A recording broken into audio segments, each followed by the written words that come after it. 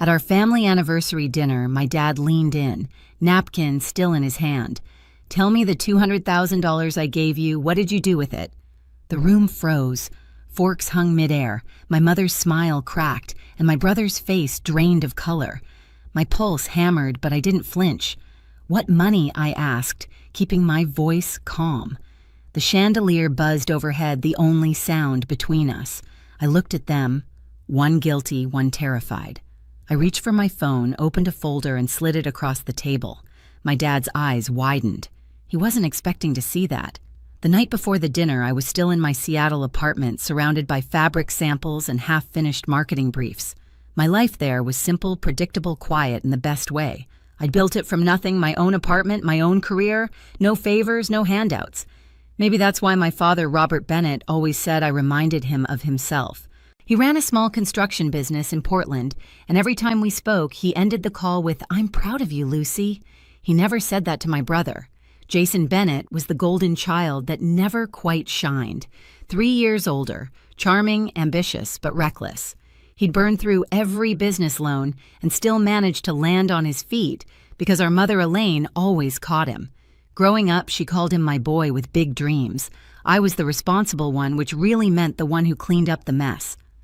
When Jason called a week ago, his voice was soft, too careful. "Hey, Dad's not feeling great. We might cancel the anniversary dinner." "Cancel?" I asked. "He just emailed me about ordering wine for it." Jason hesitated. "He's been tired. I just think it's best if you don't come this time." The line went quiet after that. It didn't sit right. My father's 60th and 40th anniversary party, something he'd planned for months, wasn't something he'd skip without calling me himself. So I called him. He answered on the second ring, his voice full of life. "Lucy, you're still coming, right? Wait till you see the setup your mother's done." That's when I knew Jason was lying. On the flight home, I tried to reason with myself. Maybe he wanted attention, maybe he felt left out, maybe Mom didn't want tension between us.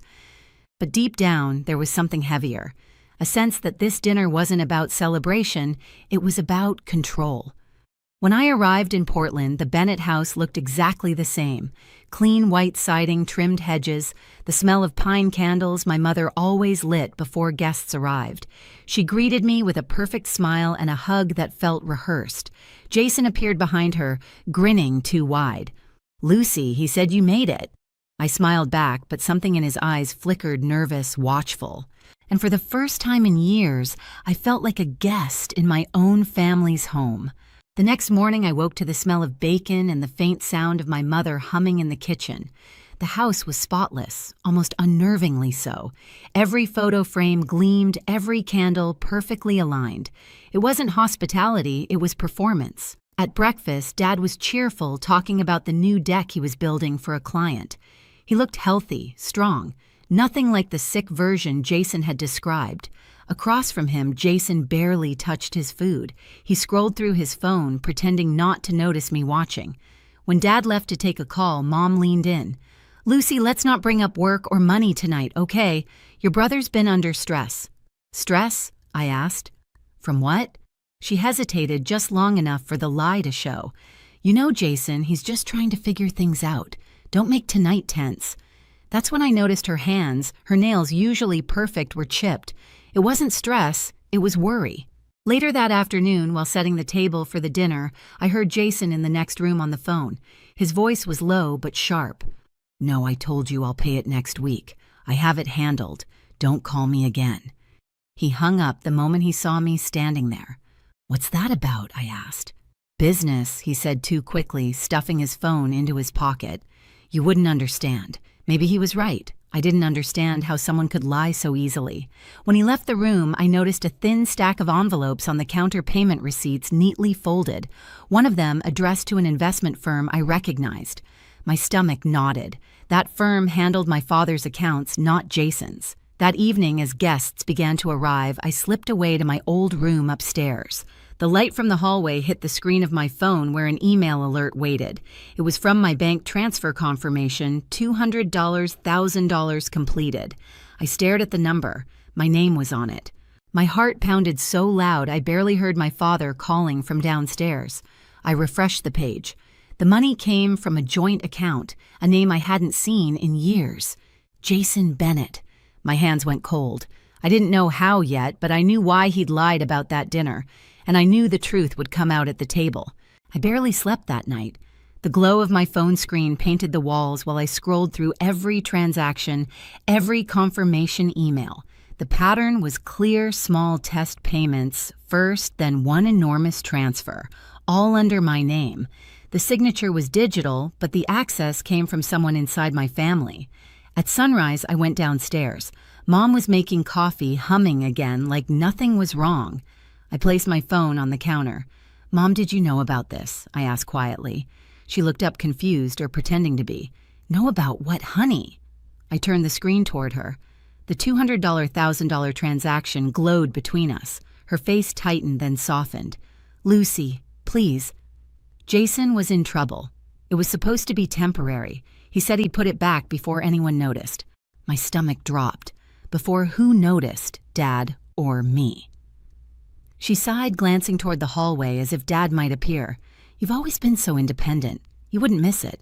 Your brother needed help." That sentence landed harder than any slap could have. "You wouldn't miss it." I picked up my phone and walked out before she could say another word. I drove to meet Aunt Marjorie, the only person in this family who never played favorites. Her diner smelled like burnt toast and coffee, comforting in its honesty. Marjorie didn't even look surprised when I told her. "I figured as much," she said, sliding a folder across the table. "He came here last month bragging about some investment deal. Paid for lunch with $100 bills. I kept the receipts. Inside were payments, watches, hotel bookings, luxury purchases, all dated within the same week the money disappeared. I took photos of everything, sent them to Caroline Ross, Dad's lawyer, and an old friend from college. She called within minutes. "Lucy, this isn't a misunderstanding. This is financial fraud. If your father thinks you took it, you need to clear your name fast." "I'm not confronting him yet," I said. "Not until they're both in the same room." Caroline paused. "Then make sure you have proof ready." I smiled, a bitter kind of calm washing over me. "I already do." That night, while Mom set the table and Jason poured wine, I sat at the far end, my phone resting beside my plate. The same folder I'd shown you in the beginning, that folder was ready. And so was I. The dinner began like every other family celebration. Too much wine, too many polite laughs, and just enough tension to choke on. The chandelier above the table cast soft gold light across a feast my mother had curated, like a magazine spread, roasted salmon lemon tart silverware so polished it reflected our faces back at us. Dad looked genuinely happy. His cheeks were pink, his laugh loud, his eyes soft when they landed on me. "Lucy," he said, pouring me a glass, "I still can't believe you flew in just for this." I smiled, forcing the words past the lump in my throat. "Wouldn't miss it for the world." Jason sat across from me, tapping his thumb against the table, his smile too wide, too bright. Every so often he'd glance at Mom and she'd give him a small nod as if keeping time in some unspoken rhythm of secrets. For an hour it almost felt normal. Stories about Dad's business, Marjorie teasing him about his new gray hair. I almost let myself believe the worst was behind me. But the lie sat between us, heavy and waiting. Then Dad leaned forward, napkin still in his hand, voice calm but deliberate. "Tell me, Lucy," he said, "the $200,000 I gave you, what did you do with it?"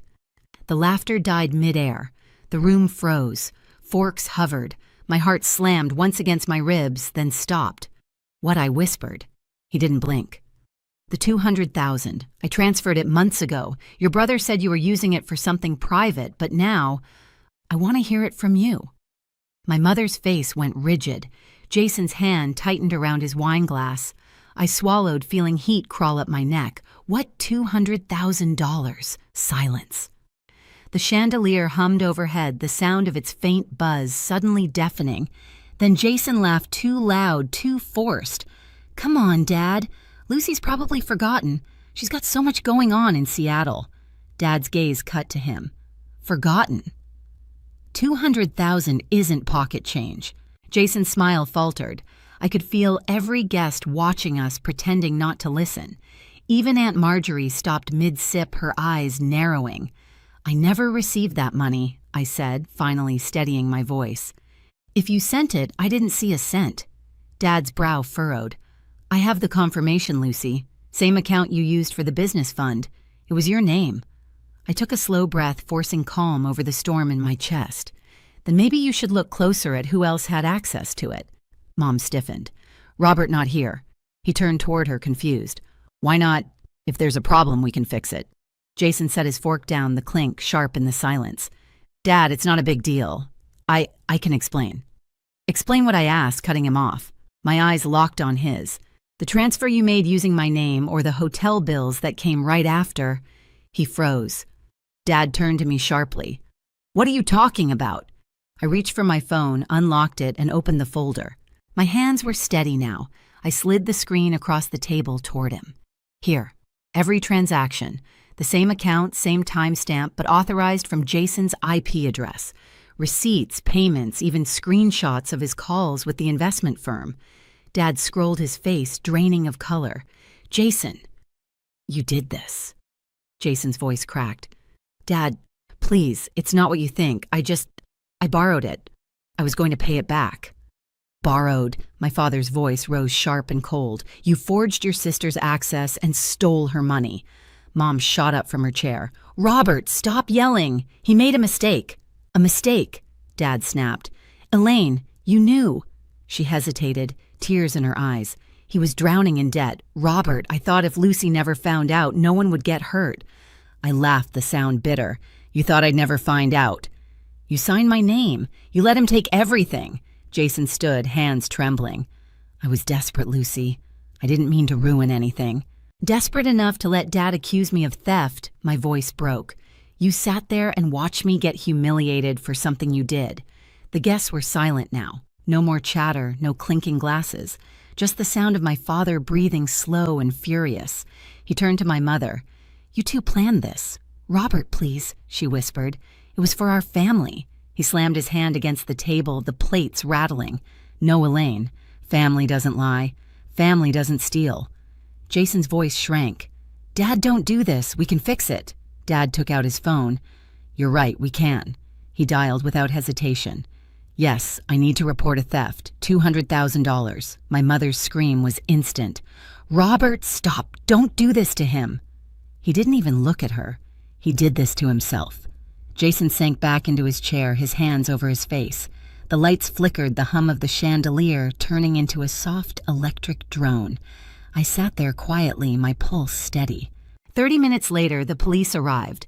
Their flashlights cut across the glass red and blue lights spinning through the window. The room looked smaller, almost colorless now. Jason didn't fight when they asked him to stand. Mom begged, sobbing, clutching his arm, but he wouldn't meet her eyes. Dad signed the statement without a word. When he looked at me, there was no pride this time, just heartbreak. Lucy, he said, voice rough, I'm sorry.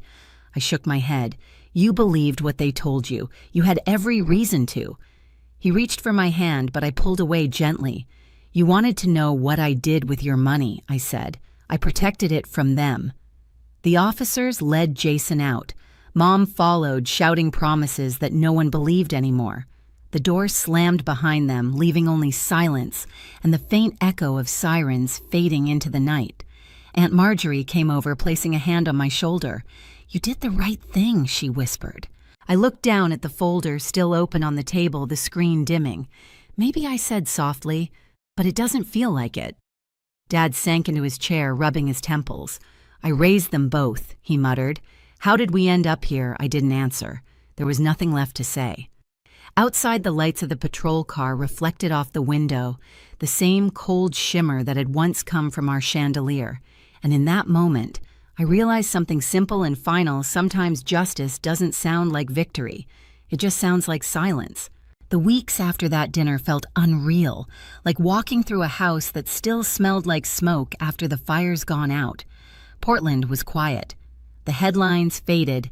The whispers around town did not.